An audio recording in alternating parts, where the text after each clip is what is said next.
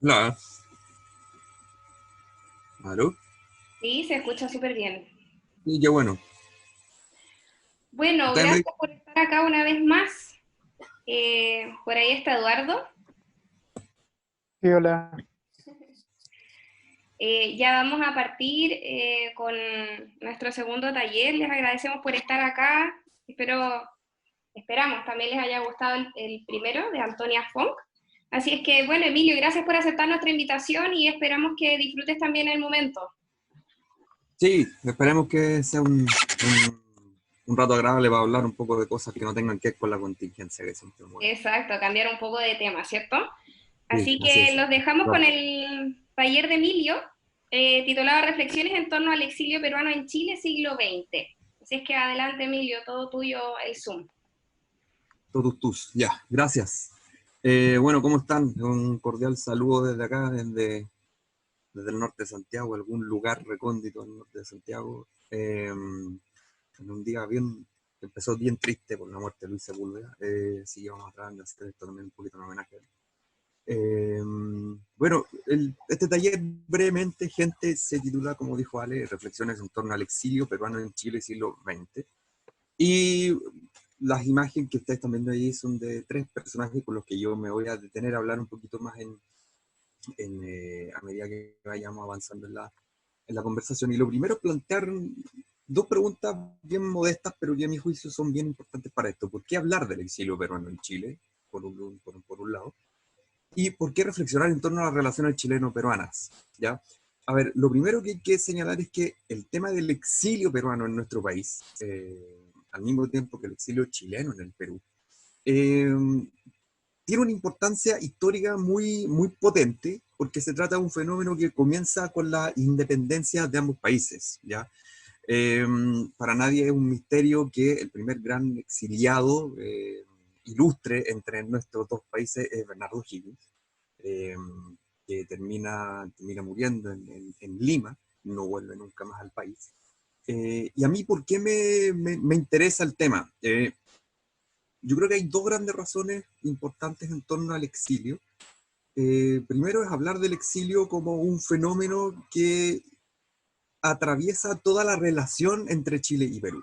¿Ya? Y por eso yo pongo esa segunda pregunta, ¿por qué reflexionar en torno a las relaciones chileno-peruanas?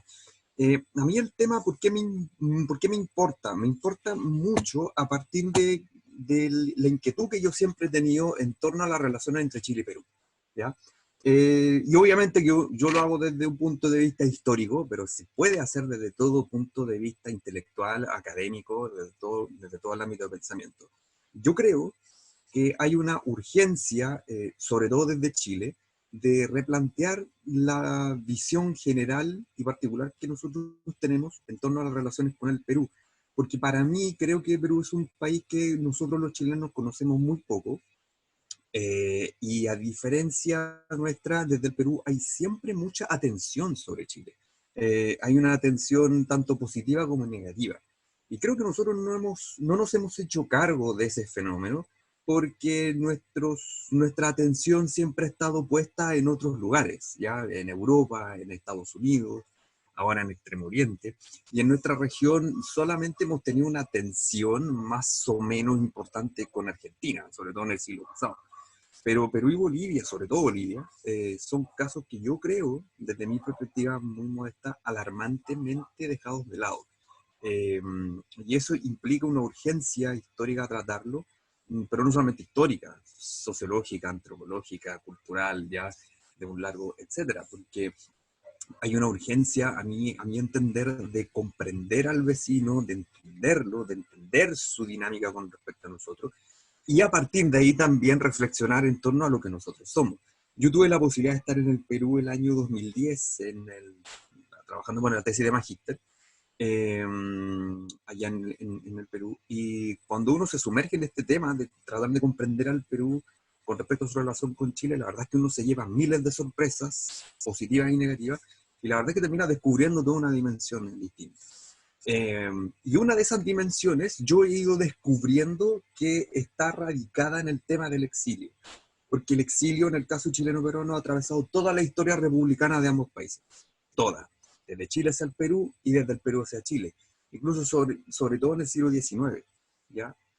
Con personajes realmente ilustres e importantes en la historia de ambos países. Por ejemplo, en el caso nuestro está O'Higgins, obviamente, está José Antonio Lastarria, Benjamín Vicuña Maquena, Francisco Bilbao, solamente por nombrar algunos personajes del siglo XIX. En el siglo XX podemos agregar muchos otros más, e implica también una reflexión con respecto a la última oleada de exiliados chilenos que salieron afuera a partir del golpe de Estado del 73, donde tuvimos también muchos exiliados viviendo en el Perú, ya sea el exilio completo, parte de él, o usando el Perú, usándolo entre comillas, como una plataforma para ir hacia otros lugares. Paréntesis, no es la idea hablar en términos personales, pero mi papá militaba en la Juventud Socialista en la época, y con una pequeña célula, un pequeño grupito, tuvieron la intención de emigrar vía Perú hacia Europa, y no lo pudieron conseguir. Mi papá, cuento corto, mi papá fue el único que se salvó del grupo, por cosa totalmente accidental.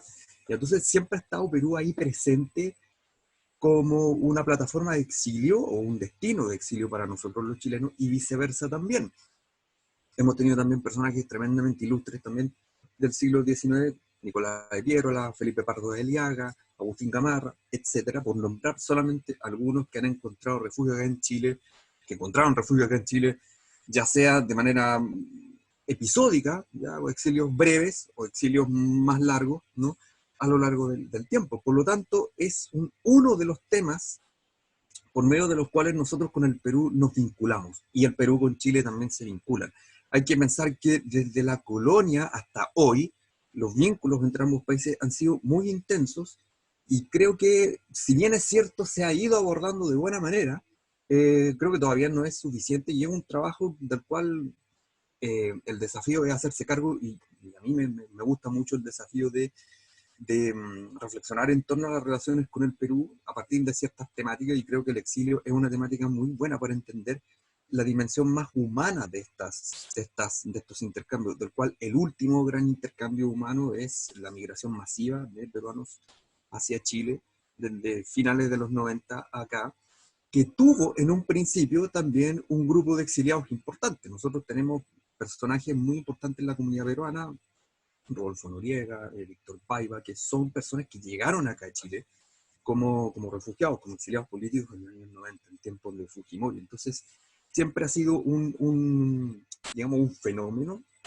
humano muy importante, y por medio del cual permite adentrarnos en conocer, en escarbar una relación que yo creo personalmente que no ha sido asumida como debiera ser, particularmente desde Chile. Ahora, la reflexión que yo voy a plantear es sobre exiliados peruanos en el siglo XX. Ya puse aquí solamente ejemplos del siglo XIX, pero quiero hablar de exiliados peruanos en el siglo XX, y que tienen una importancia, a mi entender, bastante simbólica, bastante diferente con respecto a todas las otras oleadas de exilios peruanos en Chile y de chilenos en el Perú, porque tuvieron una trascendencia muy importante en la cultura política y en la cultura intelectual de la época en que este fenómeno se produjo, ¿ya? Aquí pongo una cita de Pablo Neruda, el poeta chileno conocido ampliamente por todos nosotros, a Luis Alberto Sánchez, uno de los principales protagonistas del exilio peruano en los años 30 y 40 del siglo pasado en Chile, y que pertenecía al Partido Aprista Peruano, a la Alianza Popular Revolucionaria Americana, APRA, que fue un movimiento político que intentó crear una serie de partidos políticos en todo el continente con una visión indoamericana y antiimperialista desde la izquierda, que no tuvo el éxito continental que pretendía, que sí tuvo un éxito muy fuerte en su país de origen, en el Perú, y que durante los años 30, en tiempos de la dictadura del general Sánchez Cerro primero y de Óscar Benavides después, hubo una oleada de emigrantes peruanos pertenecientes a este partido político que se fueron a la Argentina, a Venezuela, y muchos de ellos vinieron a Chile. Y los que vinieron a Chile tenían bueno, en realidad todos estos intelectuales, estos apristas, tenían muchos vínculos con el mundo intelectual del Perú. Eran el típico caso del intelectual comprometido en su época, un intelectual que no solamente reflexionaba, sino que además participaba en términos políticos muy activos, y muchos de ellos, alrededor de unos 300, llegaron a Chile a lo largo de los años 30 y de los años 40, hasta 1945, que es más o menos el límite de lo que yo voy a proponer en esta reflexión, que es cuando se legaliza de nuevo el APRA en el Perú y muchos de ellos vuelven.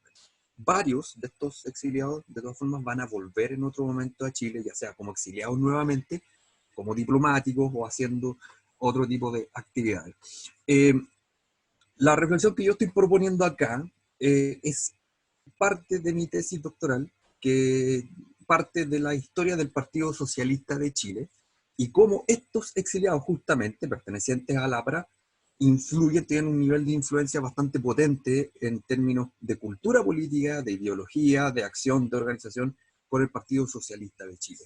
¿Ya? Por lo tanto, esta es como una dimensión, una parte de lo que va a ser mi tesis doctoral. ¿Ya?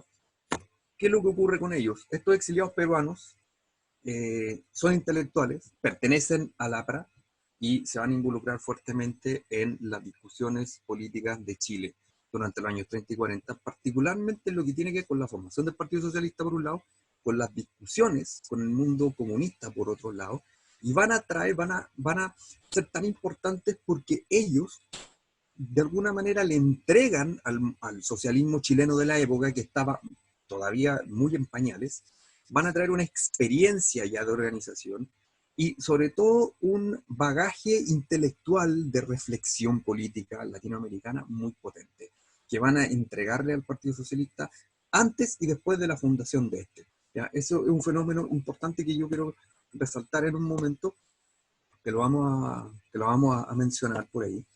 Y bueno, la figura que está ahí es el mismo Luis Alberto Sánchez, una fotografía de la época.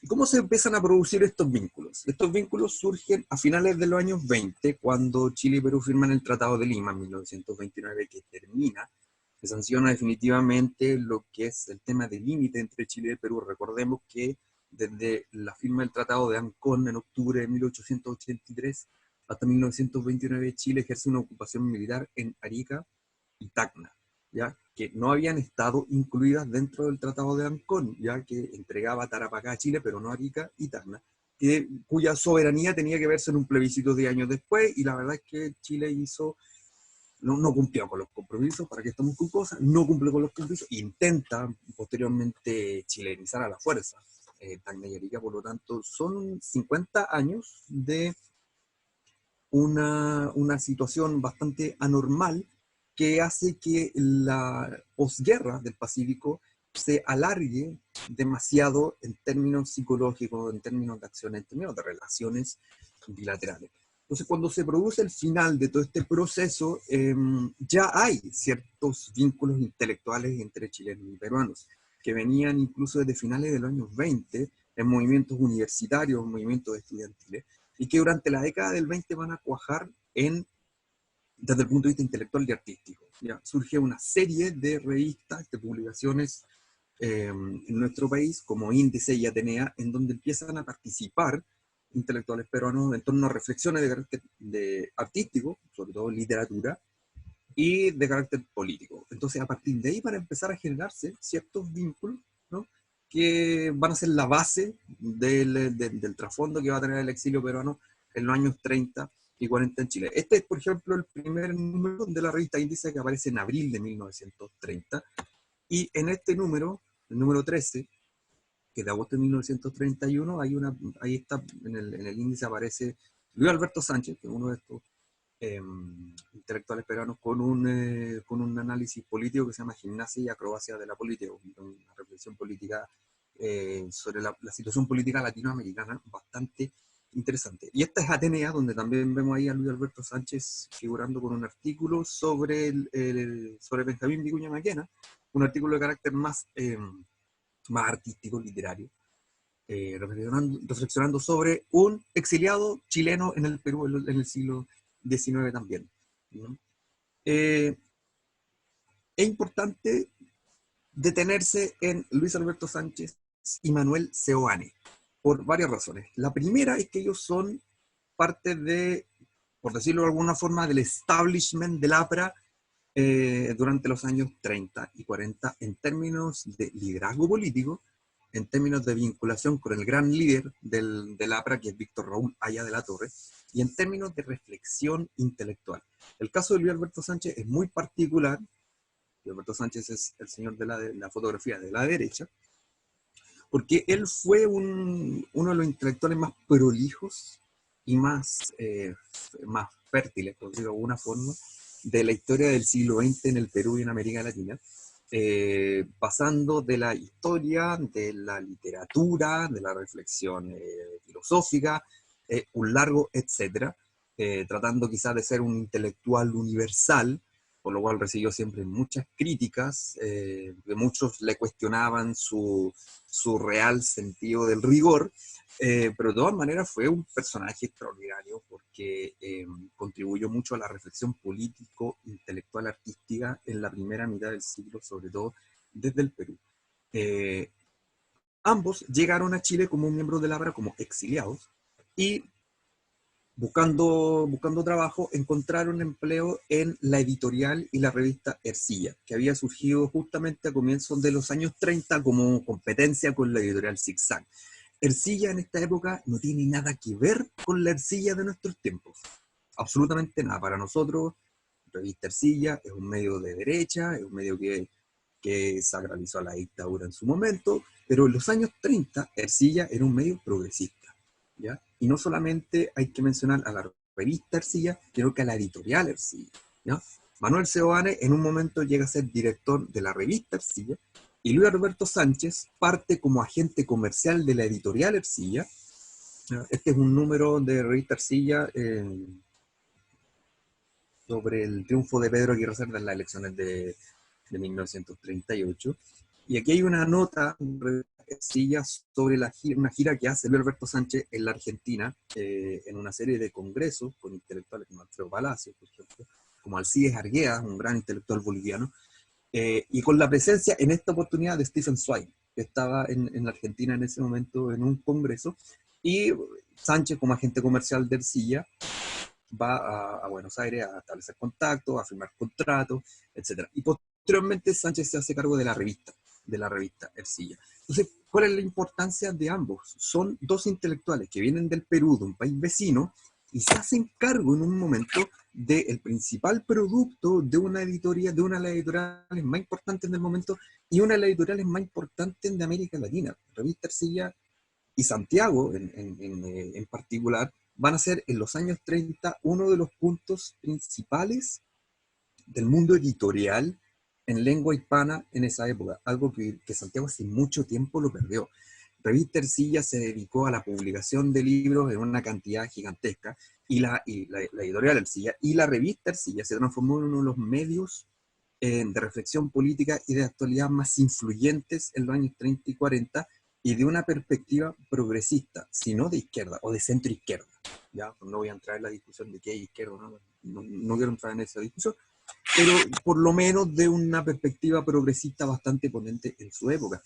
Por lo tanto, a partir de la editorial Ercilla y a partir del trabajo en revista Ercilla, estos intelectuales peruanos no solamente tuvieron una influencia muy fuerte en la reflexión intelectual y política de la época, sino también como se fueron vinculando con el mundo intelectual y artístico chileno. Aquí hay una serie de libros de Luis Alberto Sánchez que edita la editorial Ercilla, donde Sánchez llega a ser el director de la editorial Ercilla en 1938.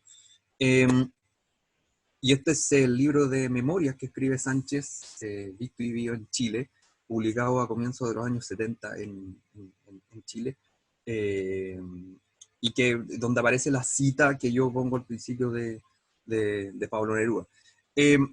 ¿Por qué es importante retomar esa cita? Porque estos intelectuales comenzaron a tejer redes con el mundo intelectual y artístico chileno, participando en debate artístico, participando en debate de actualidad, participando también en la reflexión política, sobre todo dentro del Partido Socialista. Empezaron a participar en ciertos eventos que organizaba el PS de discusión política, verdaderos congresos, donde se polemizaba políticamente con los comunistas, y donde muchas veces eran gente como Luis Alberto Sánchez, como Manuel Seoane, los que tenían el mayor bagaje intelectual para discutir con los comunistas en la época. Entonces, a los socialistas, este este grupo de intelectuales y exiliados apristas les sirvió mucho para enriquecer su discurso político, para enriquecer el debate político en los años 30, lo cual fue muy potente. Y empezaron estas personas a vincularse con gente que no necesariamente era del mundo del socialismo. Luis Alberto Sánchez, por ejemplo, se hizo muy amigo de Joaquín Barbello, de Pablo Neruda, que no eran socialistas, generando en los años 30 una dimensión cultural, intelectual, artística bastante potente en Chile, que nosotros podemos ver a partir de las relaciones de estos vínculos y, por ejemplo, del trabajo de Revista Ercilla, de Revista Ercilla y de la editorial Ercilla, que eran muy potentes en la época, muy prolíficos, algo que yo creo que hoy día ya no existe en un, digamos, un trasfondo sociocultural, intelectual tan potente en la época. Y hay otra gran persona, un gran personaje que a mí me ha sorprendido mucho, que es Magda Portal, una poeta peruana, una de las precursoras del activismo feminista en el Perú, también perteneciente al APRA, y que llega un poco más tarde a Chile, también exiliada. Ella llega en 1939 a Chile y permanece en nuestro país hasta 1945, permanece 6 años.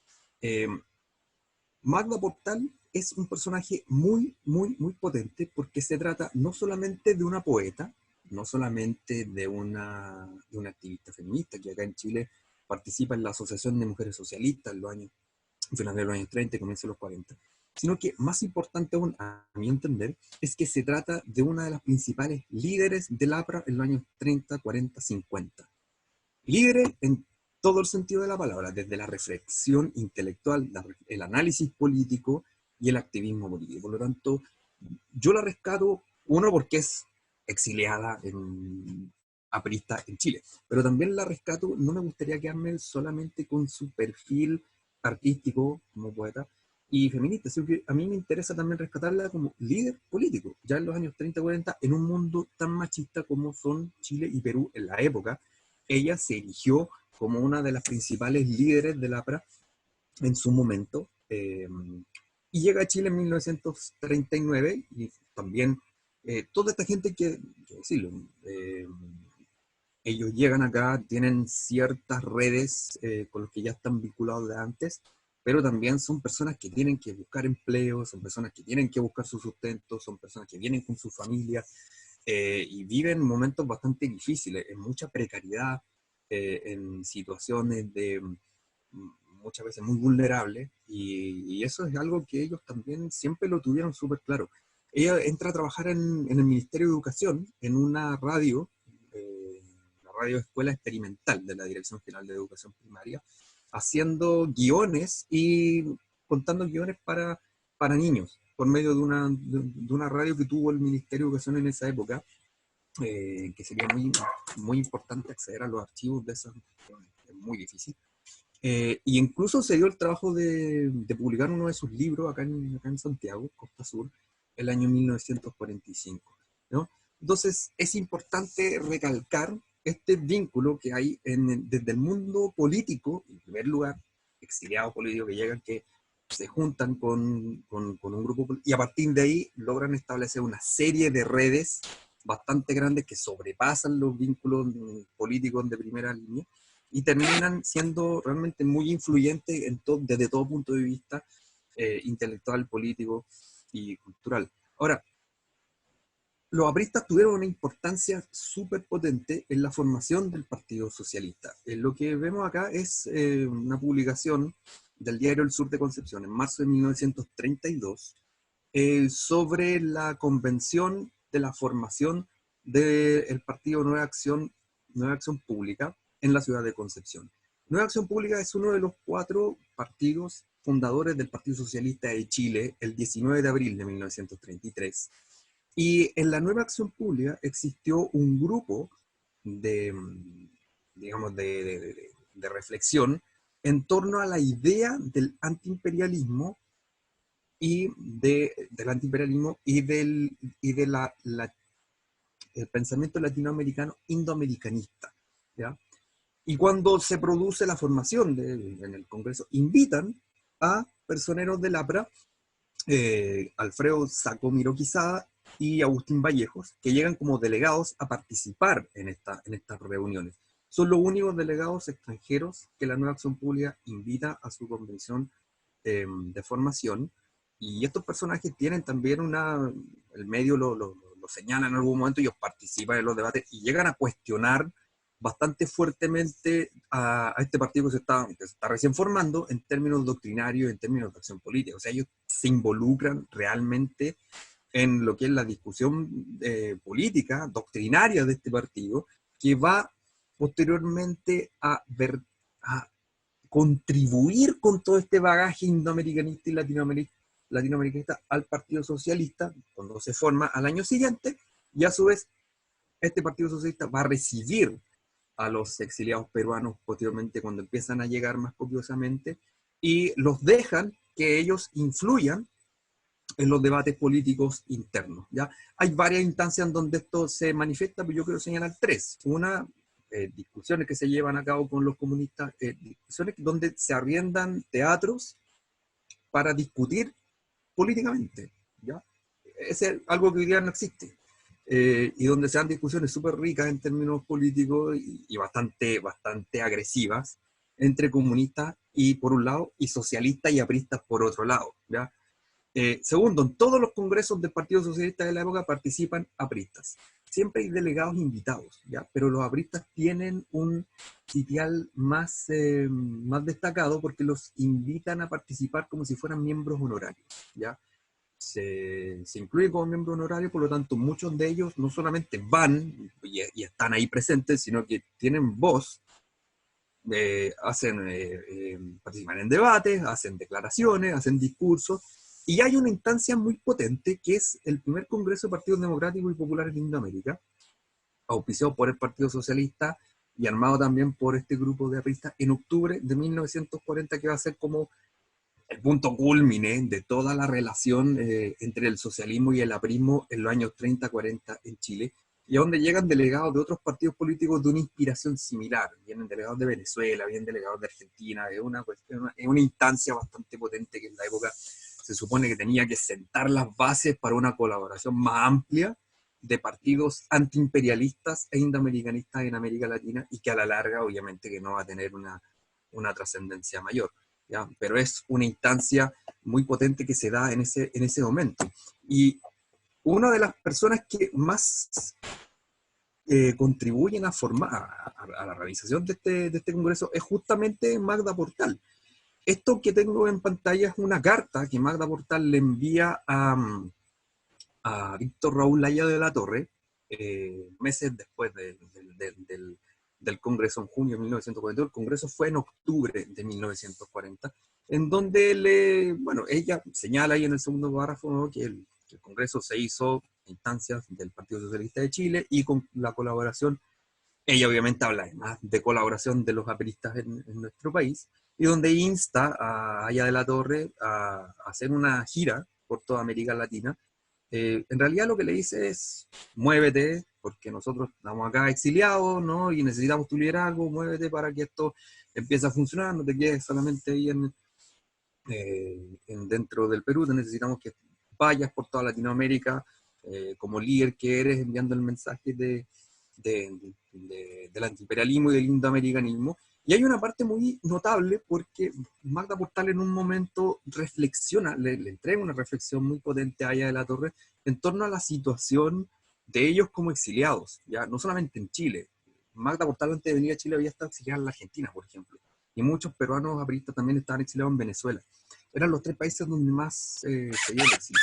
Y es bastante potente. Dice: hoy solo hacemos peticiones y lamentaciones, dice. En el exterior se ha llegado a una saturación de las desgracias apristas que resulta ya molesto hablar de nuestros presos, de nuestros perseguidos, de nuestros dolores, algo así como llegó a ser el gomecismo y sus torturas.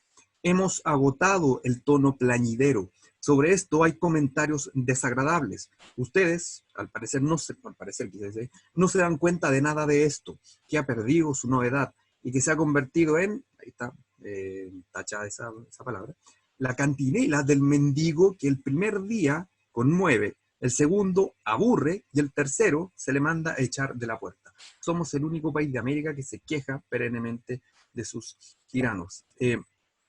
Por eso que es importante resaltar el hecho de que el exilio es una instancia de mucho dolor, no es solamente una cuestión de actitud política, de compromiso y todo eso, sino que también es una cuestión de sufrimiento, como dice Magda Portal. Claro, en un principio uno encuentra mucha solidaridad, pero después ya hay que trabajar, hay que parar la olla, hay que llegar a fin de mes, y uno no puede estar viviendo siempre en tal precariedad. Por lo tanto, instaba a Aya de la Torre a moverse, a resaltar su liderazgo y armar una cuestión un poquito más concreta en torno a lo que es el antiimperialismo y el indoamericanismo.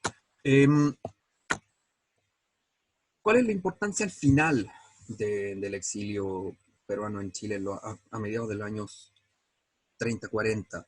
Sánchez lo recalca en su obra que mostramos anteriormente, Visto y Vivido en Chile, que son las Memorias de Sánchez, que es una obra bastante entretenida, bastante rica, de una dimensión humana particularmente exquisita, donde él desarrolla muy bien cómo se fue dando el proceso de inserción en la sociedad chilena de la época de los exiliados peruanos, el trabajo en exilla, los vínculos artístico-culturales, el día a día del exiliado acá en Chile. Y es muy importante también, esa obra es muy interesante para apreciar la dimensión del Santiago de la época, que es una dimensión que a mí me sorprendió bastante cuando leí el libro. Y en uno de sus rincones plantea algunas reflexiones bien interesantes. Muchas veces hablamos de perenizar algo que era evidente, dice Sánchez, la influencia de los exiliados apristas peruanos en la vida intelectual y política del Chile entonces, y recíprocamente la influencia del Chile democrático en nosotros. Fue una simbiosis profunda y grata, pero nadie decía nada de ella. ¿Por qué yo pongo esta frase? Porque esto fue escrito a comienzos de los 70 por Sánchez, recordando lo que había sido para él los años 30 en Chile. Pero a mi juicio sintetiza muy bien lo que son la dimensión, de alguna forma, de la visión del otro entre Chile y Perú. Para los peruanos siempre han resaltado, y a nosotros siempre nos parece algo bastante extraño, han resaltado siempre el desarrollo democrático e institucional de Chile, lo cual para nosotros siempre ha sido un motivo incluso de mofa. Pero para ellos Chile siempre ha sido un cierto referente en torno a lo que es la construcción en el espacio latinoamericano de un Estado más o menos maduro, más o menos desarrollado dentro del ámbito latinoamericano, evidentemente, ¿no? Y es importante reflexionar también sobre la influencia del Perú, por eso que ahí lo señala él, exiliado aprista, pero en la vida intelectual y política del Chile entonces. Pero a mí me gustaría eso extrapolarlo y hablar de la influencia real que han tenido, no solamente Perú en Chile en términos culturales, intelectuales, sino también Chile en el Perú. Y cuando hablo de cultura e intelectualidad no me refiero solamente a grandes reflexiones, sino que me refiero a la importancia del intercambio en términos artísticos, en términos musicales, en términos gastronómicos, ni hablar, incluso en cuestiones que pueden parecer como anecdotarias, como por ejemplo, para mí es muy notable la amistad que existe entre los dos clubes de fútbol más importantes y más populares de ambos países, que son Alianza Lima en Perú y Colo-Colo en Chile, por ejemplo.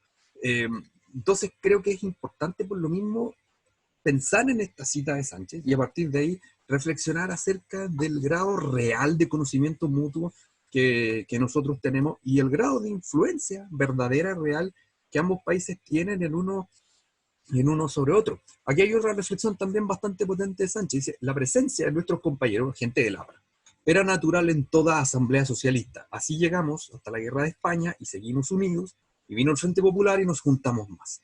Habríamos seguramente sintonizado hasta hoy, esto está escrito en 1975, si el extremismo verbal de algunos y la terca campaña sovietizante de Fidel Castro no determinan en Allende el brusco y radical cambio de actitud que experimentó después de su triunfo como presidente de Chile. Esto lo dice Sánchez como aprista, ya para los apristas vieron en el Partido Socialista chileno en los años 60 una radicalización, según él, por la influencia cubana y todo esto, que es absolutamente discutible y debatible. Lo más trascendente de acá es que, porque uno puede decir que el APRA terminó siendo un partido funcional al establishment, a la burguesía, que colaboró con la dictadura de Odría en los años 50, ahí las críticas dan para otro trabajo de taller. Pero lo importante es que Sánchez en los años 70 reivindica la importancia, la influencia mutua que la presencia del exilio peruano en Chile tuvo para la cultura política chilena y también para la cultura política peruana. Y a partir de la cultura política nosotros podemos hablar de el elemento intelectual, el elemento artístico, de un gran abanico de cuestiones que se abren a partir de este tipo de fenómenos, del análisis de este tipo de fenómenos, que yo creo que es muy necesario plantear, es muy necesario reflexionar, y es muy necesario estudiar, no solo desde la historia, que es lo que más nos convoca a nosotros, sino desde otros ámbitos como se está haciendo. Yo voy a poner un ejemplo solamente, me gustó mucho este texto que se escribió hace un tiempo atrás. Hay una edición chilena y una peruana a cargo de Sergio González y Daniel Parodi sobre elementos que unen a chilenos y peruanos desde todo punto de vista. Aquí no solamente hay política, no solamente hay exilio, no solamente hay O'Higgins, sino que también se habla de religión, se habla de deporte, se habla de gastronomía, se habla de todo un poco. Yo creo que es un buen comienzo para plantear una reflexión diferente que vaya marcando el siglo XXI y que no deje de lado la parte más confrontacional o polémica de la relación entre ambos países, sino que permita apreciar en todas sus dimensiones las relaciones bilaterales entre dos países que no son dibujos en un mapa, sino que están formados por millones de personas. Eso es lo que quería plantear como reflexión hoy. ¿Aló? Perfecto, sí, muchas gracias, Emilio. Ahí Eduardo manda unos aplausos. Sí, estuvo muy bueno. Sí, he activado todos los micrófonos para... gracias, José, también manda aplausos. Para que puedan hacer sus preguntas quienes quieran, vamos inscribiéndonos en el chat si pueden, para ir pidiendo la palabra, así nos vamos ordenando. Emilio, también si puedes estar atento al chat. Sí, estamos ahí viendo el chat en... Antonia quiere hacer una pregunta. Hola, Sí, ¿me escuchan? sí, escucho fuerte y claro. Ah, ya. Entonces bajo la voz, para. Ya, primero, lo que pasa es que yo lo había escrito en el chat, pero ya. Primero, bueno, muchas gracias por la presentación, está muy interesante y es un mundo muy entretenido que asocio como a un tipo de diplomacia intelectual, como en una articulación a través de estas editoriales que afectan a la vida del escenario político y eso lo encuentro fascinante. Te tengo una pregunta sobre la historia de tus personajes. Sí. ¿Cómo abordas como las vivencias personales en tu investigación? Porque veo harto de biografía en tu trabajo y también al mismo tiempo de estas como lecturas nacionales. Tú mismo señalaste esto de hablar de leer al vecino y me llamó mucho la atención el título del libro Visto y Vivido en Chile, sobre todo la parte de visto. Y esto, como tú lo dijiste, como sumado a una experiencia crítica del exiliado, sobre todo como con lo que tú dijiste, con el dolor que conlleva y choques culturales. Entonces, mi pregunta va como cuáles son tus posibilidades y a la vez tus límites con las fuentes que trabajas para aproximarte a esta dimensión como más íntima. Y una cosa más, un segundo, creo que es súper interesante la dimensión personal de tu historia y la relación con el objeto de investigación, como que lo mencionaste como una nota aparte, pero no sé, lo encontré muy, muy, muy relevante y que igual podría estar, no sé si está o no, como en tu propia investigación, como un ejercicio medio de historicidad, y como al final igual tu identidad de investigación como que se ve afectada por tu vida. Entonces eso, como solo una sugerencia, como asumirlo como parte importante de tu investigación y no como tanto una nota aparte. Espérame, sobre lo último, me queda un poquito volando, pero... No, más que nada como decirte que es increíble que al final la historia que tú estás investigando tiene muchas conexiones con tu vida personal.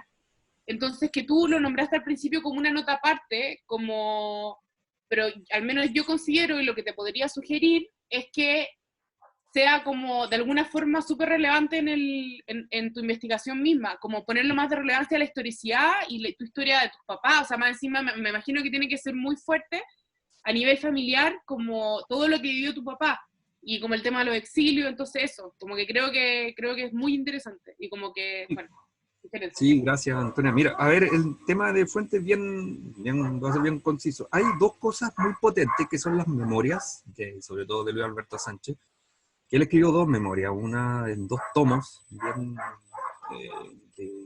que están editados en el Perú, que yo no las he encontrado acá, y otra es Visto y Vivido en Chile, que habla específicamente de su exilio en Chile.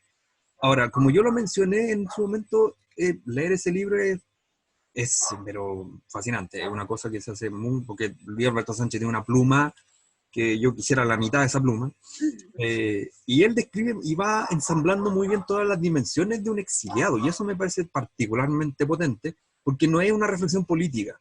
Él habla de política, pero habla del día a día, habla de las amistades, de la sociabilidad. Describe Santiago como quizás Joaquín Barbello puede haber descrito Santiago en esa época tan bien, en los años 30. Eh, entonces, a partir de esas vivencias, uno va más o menos reconstruyendo y situando el universo en el que esto se va reproduciendo. Y lo otro son las cartas que ellos escribieron desde Santiago, que ahí hay un problemilla porque, por ejemplo, te lo digo, y yo no lo mencioné en la presentación, lo iba a mencionar, pero la mayoría y salió una nota en Infobae hace un par de días sobre el mismo tema, que es el problema de acceder muchas veces a los papeles, manuscritos, cartas de muchos intelectuales latinoamericanos, particularmente de la primera mitad del siglo XX. Y por ejemplo, la colección completa de cartas de Luis Alberto Sánchez y de Magda Portal están en Estados Unidos. Entonces a veces acceder a eso es difícil, y por el lado, por ejemplo, de Magda Portal, las cartas que ella escribió desde Santiago, como en ese pequeño fragmento que yo cité, reflejan un poco también no solamente el día a día del devenir político, de todos, que son todos animales políticos, ¿eh? Sino también son gente que vive, que trabaja, que está lejos de su gente, está lejos de su país, está lejos de su cotidianidad, está lejos de su clima. El clima de Santiago y el de Lima son totalmente diferentes. Entonces, a partir de ahí uno trata de ir reconstruyendo todo esto, y también del trabajo que ellos realizan en la editorial y la revista Arcilla.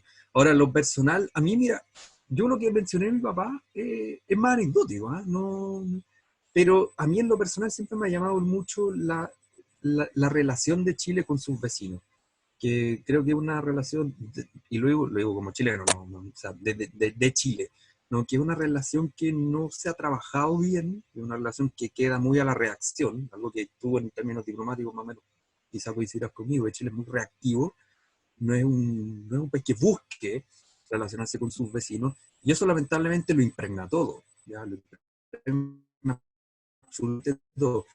Yo cuando estuve en 2010 en el Perú y volví a Chile, justo estaba dándose el tema de la migración masiva de peruanos a Chile.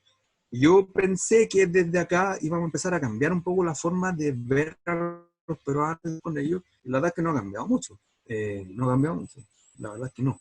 Seguimos viendo al peruano como alguien de fuera, pues, claro, hay mucha comida, mucho restaurante, pero eso no pasa de un cierto exotismo medio folclórico de parte del chileno. El peruano, ¿te fijas? Entonces, lamentablemente no ha servido, al menos desde mi perspectiva, en lo que era, que es una visión un poco como la que tienen los europeos entre ellos, que es mucho más cotidiana, mucho más natural, por decirlo de alguna forma, y acá no, siguen existiendo esas cosas.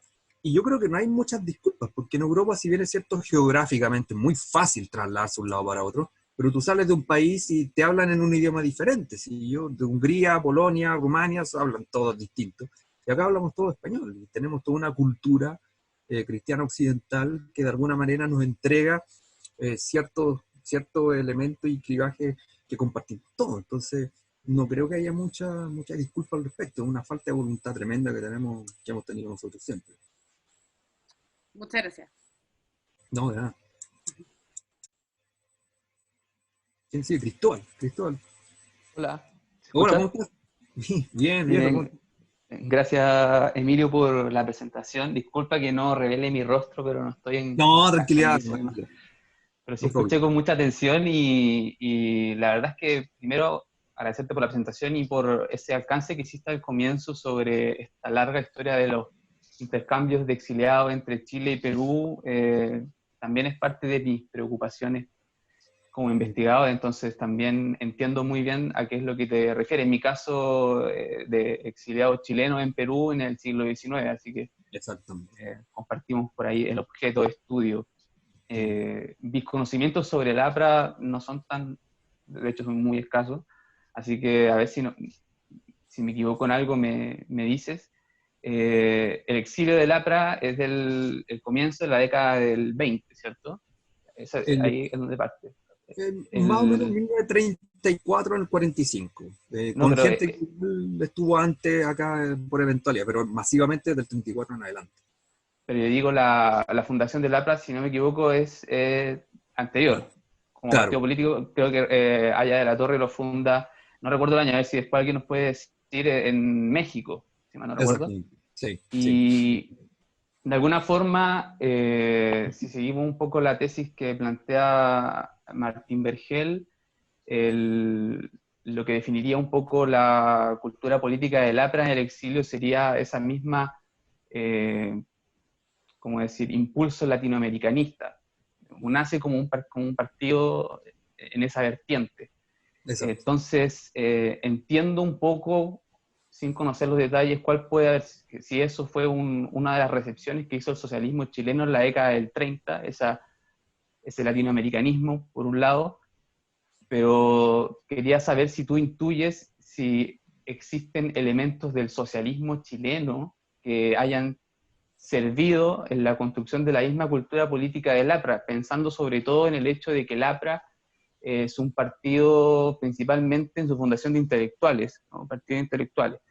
El Partido Socialista, por el contrario, tiene una tradición que es un poco más ligada en sus orígenes al mundo obrero, a las salitreras del norte, a la tradición de Luis Emilio Recabarren, etc.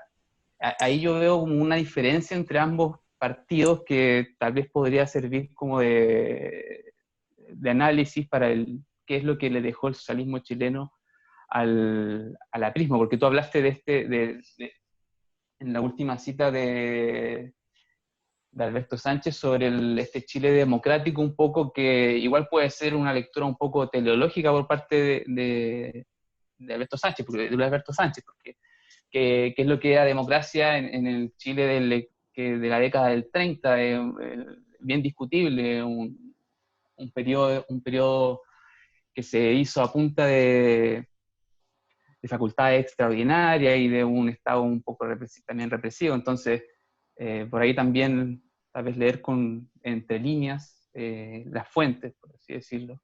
Eso. Sí, mira, a ver, en torno a lo que es la influencia directa en términos doctrinarios del socialismo al APRA, la verdad, no hay una influencia directa.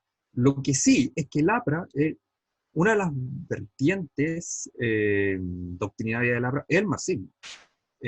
Y uno, viendo los textos de Haya de la Torre, sobre todo el antiimperialismo del APRA, es un texto que se nutre mucho del marxismo clásico, ¿ya? Pero cuyo norte, más que la revolución social, ¿no? Y todo esto,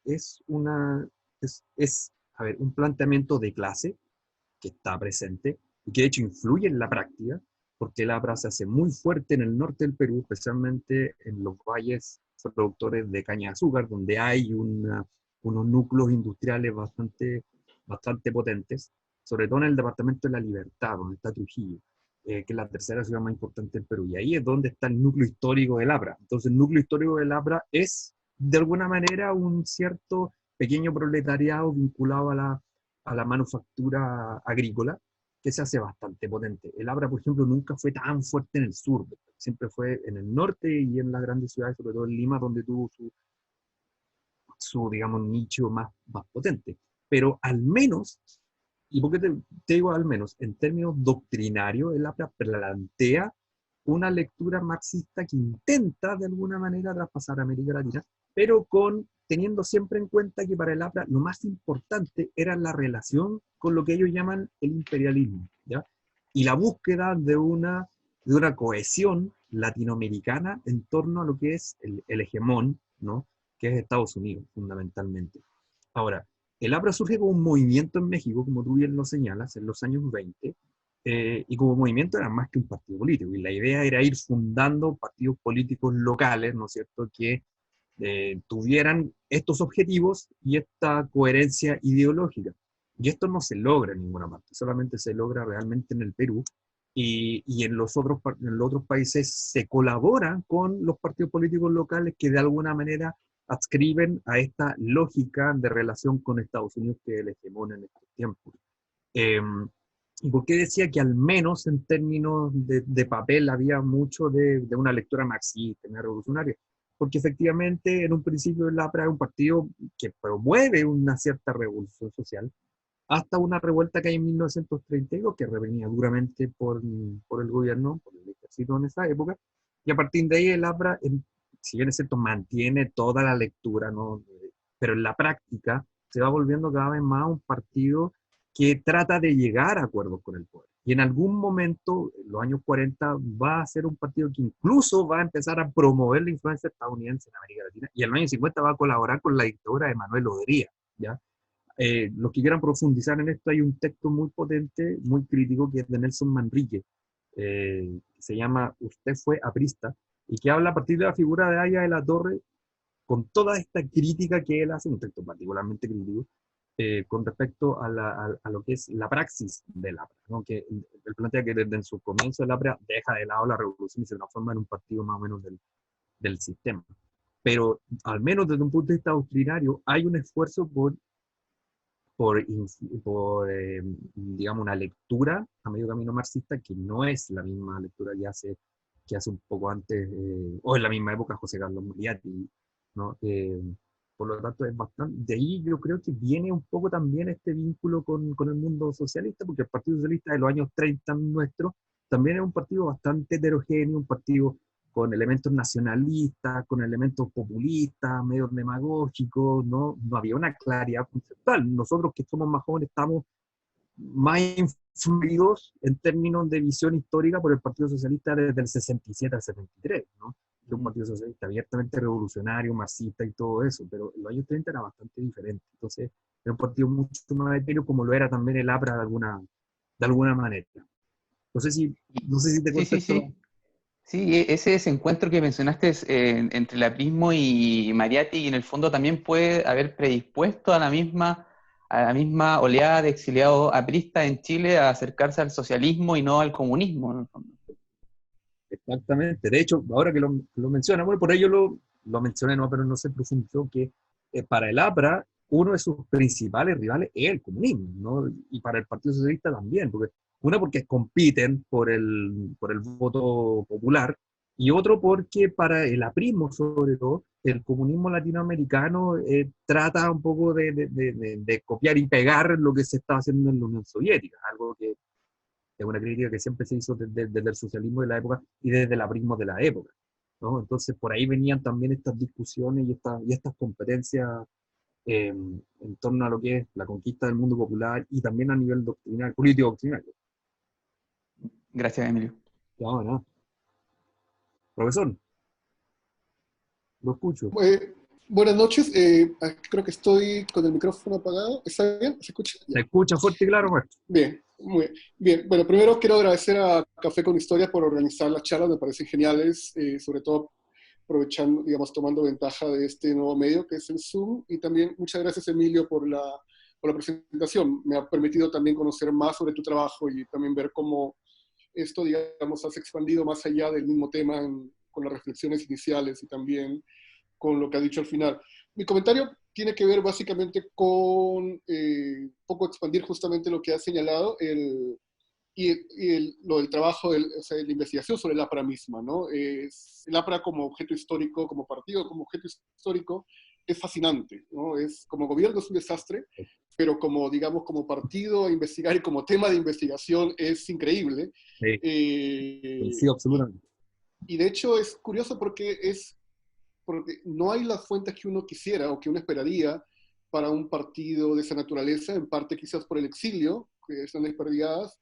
Lo has mencionado también el archivo de Magda Portal, que está más por acción, digamos, de su familia, que está en Texas, y también el Luis Alberto Sánchez, que es más por la venta que él hizo, digamos, de su biblioteca, pero no hay un archivo, digamos, orgánico en el cual uno podría, digamos, bucear y rescatar la historia misma del APRA, lo cual es un reto para tratar de reconstruir las diferentes etapas y momentos del partido. Yo encontré en mi biblioteca el de Luis Alberto Sánchez, Distribuidor, que has mencionado también, una de las ediciones, pero hay muchas fuentes desperdigadas, ¿no? Lo otro es que lo que me parece fascinante a nivel del tema de exilio, tanto que trabaja Cristóbal y tú, pero sobre todo en esta parte, sobre todo el exilio, es cómo permite cuestionar, digamos, o reposicionar esta idea de la Guerra Fría, de formación de redes políticas transnacionales, ¿no? O sea, porque por lo general a veces, por una cuestión de, digamos, de repetición o sentido común, se asume que estas redes empiezan a partir de Cuba, o empiezan, digamos, la expansión del movimiento radical o revolucionario empiezan de manera muy tardía en los 60 de América Latina hacia el resto del mundo, o en todo caso hacia el resto de la región. Ya hemos visto que la Revolución Mexicana no, digamos, creo que todavía no se ha estudiado tanto, me parece, o me corrijo, pero creo que sí permite, no tanto como una prehistoria, sino más bien lo que están haciendo, lo que estás haciendo tú, sino más bien como una forma de ver, o sea, de cómo estas redes en verdad han tenido una presencia mayor antes, y hasta qué punto las redes de la Guerra Fría se sustentan, o en todo caso van en contra o se apoyan en esas redes previas existentes en la región y construidas por un partido radical como era el APRA en ese momento. Y lo último es un dato, nada más, cómo también el legado del exilio les jugó en contra al APRA, ¿no?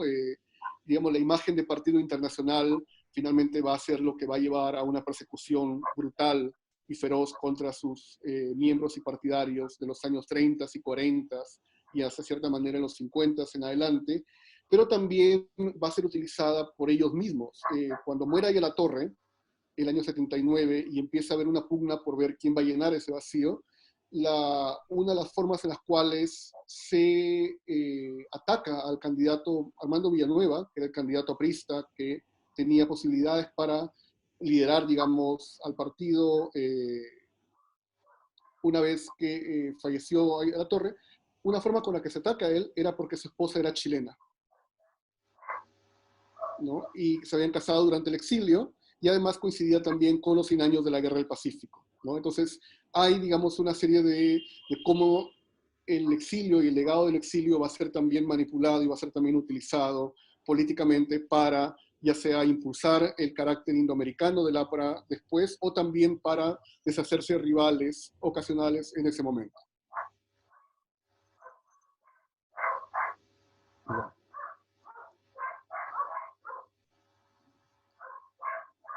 ¿Sí? Sí, eso nada más, sí, era.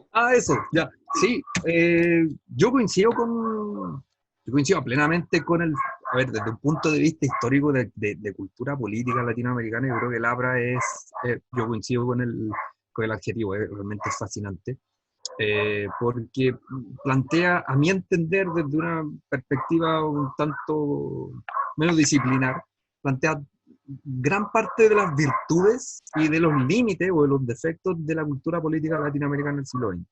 La falta de coherencia, la falta de claridad en la acción política, incluso el mismo hecho de contar con archivos muy, muy dispersos, con testimonios escritos bastante dispersos, plantea esas dinámicas, ¿no? Que son muy propias de los movimientos políticos latinoamericanos. Y hablando de un partido fuerte, un partido que intentó quizá en un principio de manera bastante honesta, no hay por qué dudarlo, tener un bagaje doctrinario más elaborado, y que al final terminó siendo una maquinaria burocrática más que colaboraba con gobiernos que se supone que tenía que oponerse. Y es importante también ir aterrizando esos mismos elementos que, con lo que usted cerraba, porque en el caso, sobre todo del Perú, y ahí usted obviamente me puede corregir, pero hay siempre una fijación, no sé si fijación, pero hay siempre una alerta con los vínculos de la clase política peruana con respecto a Chile, algo que acá no se ve mucho. Entonces, eso también es parte un poco de lo que a mí me gustaría reflexionar, o sea, ¿por qué es tan importante ver el grado de vinculación de un político con respecto a Chile desde el Perú, que puede marcar, como ha ocurrido muchas veces, puede marcar la trayectoria política de alguien en algún momento. Y eso es algo que se ha visto mucho desde finales de los 90 hasta ahora, con respecto a los vínculos empresariales que pueden existir, que han existido con políticos peruanos. Entonces, por eso es que es importante, creo yo, plantear siempre estas reflexiones, y entender las dinámicas de los otros en ese sentido. Pero el APRA realmente, yo también pienso lo mismo, creo que es uno fenómenos políticos más fascinantes del siglo XX en América Latina, de todas maneras. Y creo que es una contribución muy potente a comprender la cultura política latinoamericana del siglo pasado, sin ninguna duda. Gracias, profesor. Ricardo, ¿sí? Hola, ¿se escucha? ¿No se escucha? ¿Aló? Alt.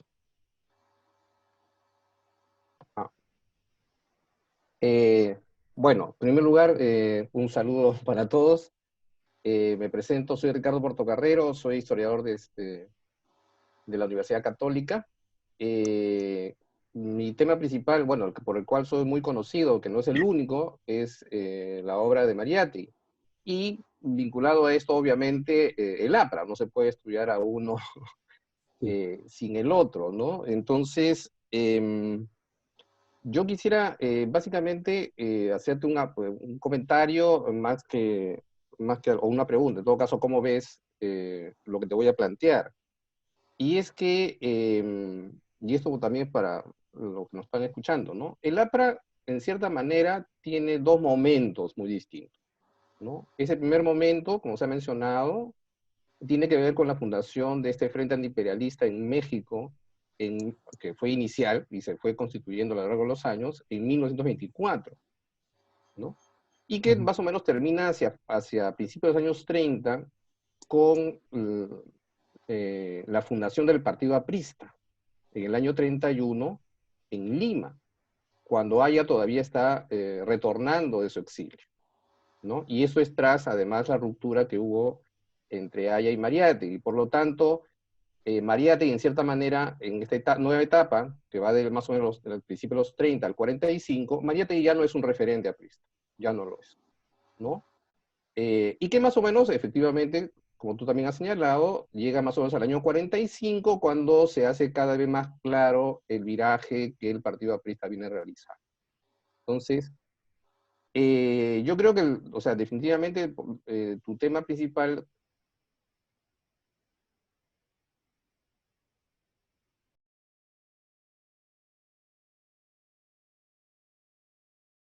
y la evolución del partido.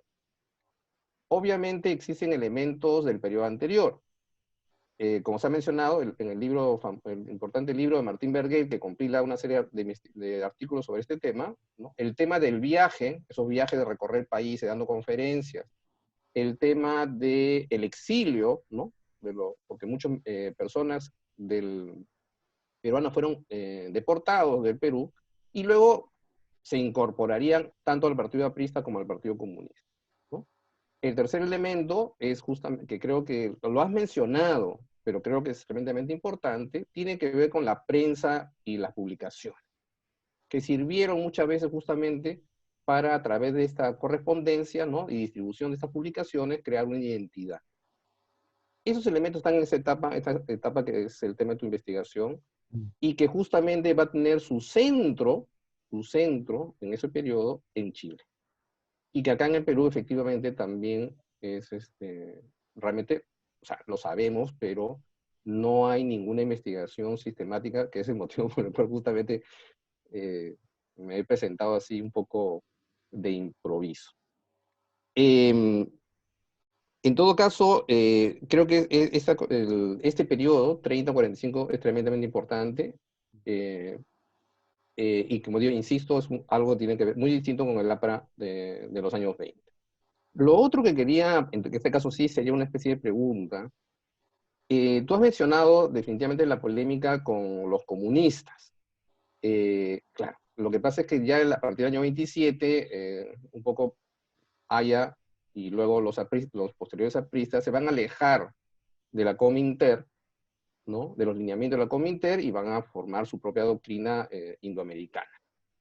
Pero en Chile, a mi punto es que en este periodo, entre el 30 y el 45, la presencia de exiliados peruanos comunistas es también bastante importante. Lo que yo quisiera preguntarte es, ¿qué tanto vas a desarrollar? ¿Qué tanto vas a investigar? Obviamente aquí el personaje central de ese exilio comunista peruano en Chile es Eudosio Ramírez, que acá también en el Perú es un tema tremendamente tabú, ¿no? Es el traidor, en fin, el revisor, ya, ¿no? Entonces, mi pregunta en este caso, luego de precisar un poco en la periodificación, mi pregunta es, ¿qué tanto vas a desarrollar y el tema del debate con los comunistas y qué papel cumpliría Eudosio Rabines en ese debate? Muchas gracias. Gracias, Ricardo. A ver, sí, mi tesis va a estar enfocada más esencialmente al APRA y al Partido Socialista. Entonces yo del exilio comunista, Rabines, por ejemplo, que es un tremendo personaje, tremendo personaje. Vamos a preocuparnos, pero de una manera un poquito más tangencial, ¿no? De una manera un poquito menor, porque el énfasis que yo le quiero dar al tema es cómo no es solamente el exilio, ¿ya? Sino que es el Partido Socialista chileno como receptor, ¿no? Del aporte que hace el exilio fundamentalmente aprista en los años 30 y 40. Entonces, si bien es cierto, vamos a hablar obviamente vamos a tratar de hacer un mapa del exilio peruano completo, lo más completo posible en los años 30 y 40, pero el énfasis va a estar enfocado en los apristas y en los socialistas, y teniendo probablemente como el eje principal a las tres personajes que yo mencioné hoy, sobre todo Luis Alberto Sánchez, Magda Portal, Manuel Sebane, quizá un poquito más abajo, porque son personajes con los que cuento con más material por ahora, y me parece que son, desde un punto de vista humano, marcan una diferencia bastante potente dentro del grupo aprista.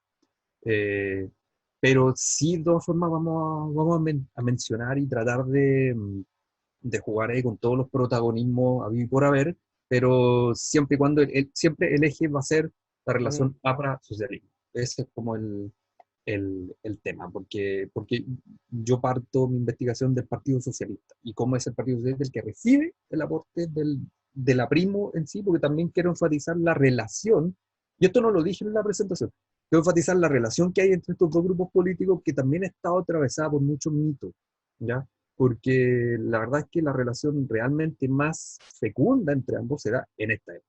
Ya después, como que ambos, si bien es cierto, mantienen una cordialidad que es una cosa más humana que doctrinaria, la verdad es que mucho trabajo en conjunto no hay.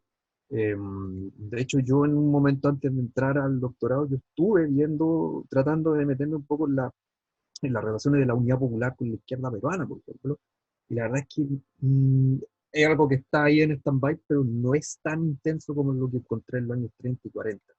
Entonces, ese es el tema. Mi enfoque es este, pero obviamente también vamos a tratar de hablar, de hacer un mapeo lo más general posible, lo amplio posible del exilio completo peruano en Chile en la época, pero enfatizando el APRA y el PS. Listo. Gracias. De nada. No sé si tenemos a alguien más, muchachos. Parece que ahí ya estamos con todas las preguntas. Bueno, Emilio, muchas gracias.